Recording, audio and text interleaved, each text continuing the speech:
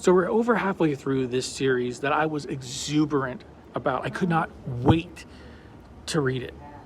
Yes, I wanted an animated series, but I was just thrilled that we were getting something from this universe, a continuation. And like I said in my video about the first issue, it drastically disappointed me. There's not a lot of times that comics have disappointed me. Like, I usually just enjoy them like, well, okay, that's okay. I read it. It's done. Don't have to worry about it. This one, though, drastically disappointed me. And I was really upset with how it was going because I wanted so much from this comic. I was expecting so much. And they completely ignored the story that I'm like, this is what fans have been wanting. We want to know how Spidey finds MJ. That was the story we wanted. But I'm like, okay, that's the first issue. I'll give it a chance. Hopefully it gets better. Hopefully they improve.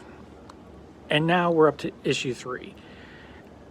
And there is one big reveal that I'm like, okay, I like that.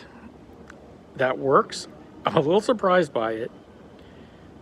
But the rest of the story so far, I'm just like, it doesn't really work for me. Now, I know they changed things in the animated series from the comic origin. I was expecting the same thing here.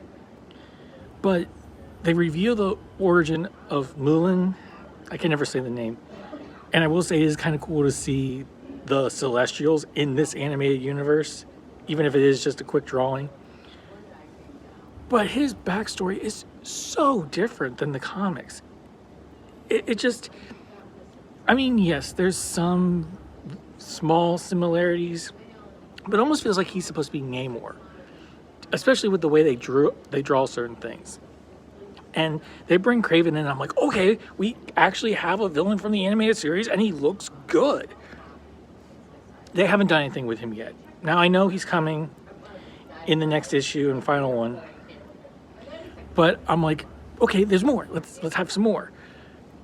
The Kane story they're doing, it's like, oh, okay, I guess this is fine. It makes sense for the most part.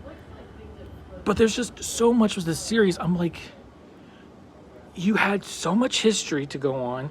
You had so many different stories you could tell.